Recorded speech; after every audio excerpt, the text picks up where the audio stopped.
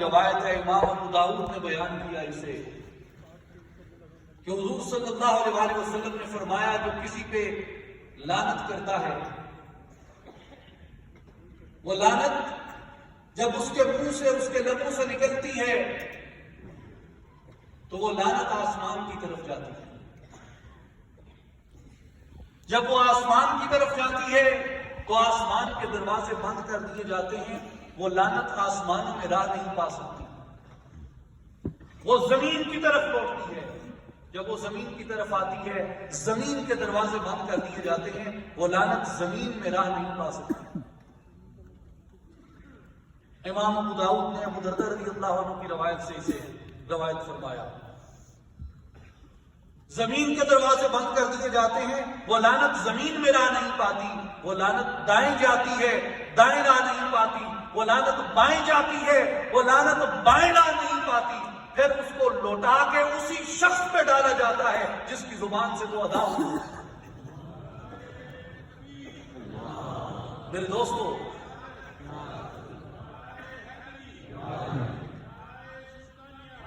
میرے بزرگوں، میرے بھائیوں، یاد رکھیں، یہ کلمات بظاہر بہت آسان ہوتے ہیں کہنے۔ اب اس صحابی نے اگر ایک گنہگار کے لیے کہہ دیا تھا، یعنی جو آج کی ہماری پاکستانی سوسائٹی ہے، آج کی ہماری جو معاشرت ہے، آج کا جو ہمارا محاورہ ہے، آج کا جو ہمارا لب و لہجہ ہے، اس کے مطابق تو شاید یہ کوئی اتنی بڑی بات نہیں کہ رسول اللہ اس پہ آپ نے ٹوک دے، لعنت کی ہے، گنہگار پہ کی ہے تو پھر کی تو ہے، انہوں کہنے کہ ایسی کوئی نہیں ہماری توبوں پان چھڑ۔ لیکن سرکار نے فرمایا کہ نہیں، یہ دیکھو کہ وہ اللہ اور اس کے رسول سے محبت کرتا ہے۔ سرکار نے فرمایا کہ جو لعنت کرتا ہے، لعنت آسمانوں سے لوٹتی ہے، زمین سے لوٹتی ہے، دائیں سے لوٹتی ہے، بائیں سے لوٹتی ہے، اور واپس اسی شخص پہ پڑتی ہے جس نے وہ لعنت ان سے ادا کی ہوتی ہے۔ حضور صلی اللہ علیہ وسلم نے فرمایا، صحیح بخاری کی روایت ہے، کہ جو شخص قتل کرتا ہے اپنے آپ کو، وَمَنْ قَتَلَ نَفْسَهُ بِشَيْءٍ فِي الدُّنْيَا، جس نے کسی آلے سے اپنے آپ کو دنیا میں قتل کیا، خودکشی کی، فرمایا کہ قیامت کے دن اسی آلے کے ساتھ اس شخص کو عذاب دیا جائے۔ جو شخص جس آلے کے ساتھ خودکشی کرتا ہے، جس آلے کے ساتھ اپنے آپ کو مارتا ہے، جس آلے کے ساتھ اپنے آپ کو قتل کرتا ہے، جس آلے کے ساتھ اپنے آپ کو وہ اس دنیا سے رخصت کرتا ہے، جس بارود کے اندر اپنے آپ کو پھٹاتا ہے، سرکار نے فرمایا قیامت کے دن وہ اسی آلے کے ساتھ اسے عذاب دیا جائے۔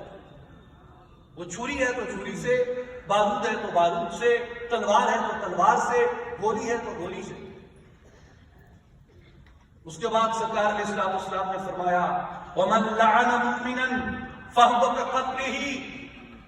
جس نے کسی مومن پہ لعنت کی، گویا اس نے اس مومن کا قتل کیا۔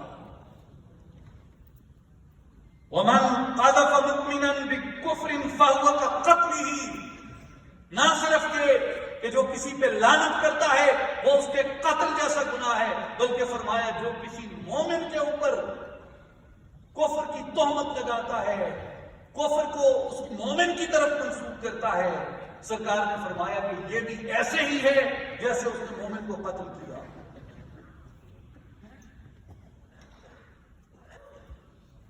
ہم تہمت لگاتے ہیں، کفر کی تہمت۔ آپ یہاں دیکھیں، ایک کفرستان بنا ہوا ہے سوشل میڈیا پہ، ہر طرف ہر روز سینکڑوں کی تعداد میں ایک جمعہ بازار محسوس ہوتا ہے آپ کو کفر کے فتووں کا۔ کوئی اور تو نہیں ہے پس خنجر آزمائی، ہم ہی قتل ہو رہے ہیں، ہم ہی قتل کر رہے ہیں۔ سرکار علیہ السلام نے اس عمل سے، اس فعل سے ہمیں منع کیا، اور حضور صلی اللہ علیہ وسلم نے فرمایا کہ جب تم تہمت لگاتے ہو کسی پہ کفر کی تو وہ ایسے ہی ہے جیسے تم نے اپنے مومن بھائی کا قتل کر ڈالا، اور تہمت تمہارے نزدیک چھوٹی ہوتی ہے۔ قرآن مجید سے پوچھیں سورہ نور میں اللہ نے فرمایا وَتَحْسَبُونَهُ هَيِّنًا وَهُوَ عِندَ اللَّهِ عَظِيمٌ، تمہارے نزدیک تہمت چھوٹی چیز ہوگی مگر اللہ کے نزدیک تہمت چھوٹی نہیں ہوگی۔ اللہ کے نزدیک یہ بڑا گناہ ہے، اللہ کے نزدیک یہ ایک عظیم گناہ ہے۔ صحیح بخاری میں امام بخاری رحمۃ اللہ علیہ نے سیدنا ابو دردہ رضی اللہ تعالیٰ عنہ سے روایت کیا، ابو ہریرہ رضی اللہ عنہ سے روایت کیا کہ حضور صلی اللہ علیہ وسلم نے فرمایا کہ جس شخص نے اپنے غلام پر تہمت لگائی، اپنے غلام پر تہمت لگائی، اپنے ماتحت پہ تہمت لگائی اور وہ غلام اس تہمت سے بری تھا، تو سرکار نے فرمایا کہ قیامت کے دن اس کے آقا کو، تہمت لگانے والوں کو، اس کے جو سینئر تھا اس کو، حضور صلی اللہ علیہ وسلم نے فرمایا کہ جولی یوم القیامہ، اس کو قیامت کے دن اس کی تعزیر لاگو کی جائے گی اور اسے کوڑے مارے جائیں گے اس تہمت لگانے کی۔ میرے دوستوں اور ساتھیوں، حضور صلی اللہ علیہ وسلم نے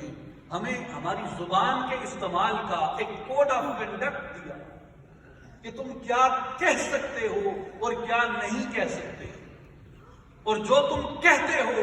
تمہارے نزدیک وہ حقیر ہو سکتا ہے، تمہارے نزدیک وہ معمولی ہو سکتا ہے، مگر اللہ کے نزدیک وہ باتیں معمولی نہیں ہیں۔ اللہ اپنی ساری مخلوق سے محبت کرتا ہے۔ میں اس میں پک اینڈ چوز کر سکتا ہوں کہ مجھے اس سے محبت ہے اور مجھے اس سے محبت نہیں ہے، لیکن جس نے بھی کہا اقرار باللسان اور تصدیق بالقلب سے لا الہ الا اللہ محمد رسول اللہ، صحیح روایات کے مطابق وہ اس بات کا مستحق ہو گیا کہ رسول اللہ اس سے محبت فرماتے ہیں۔ وہ گنہگار ہو سکتا ہے،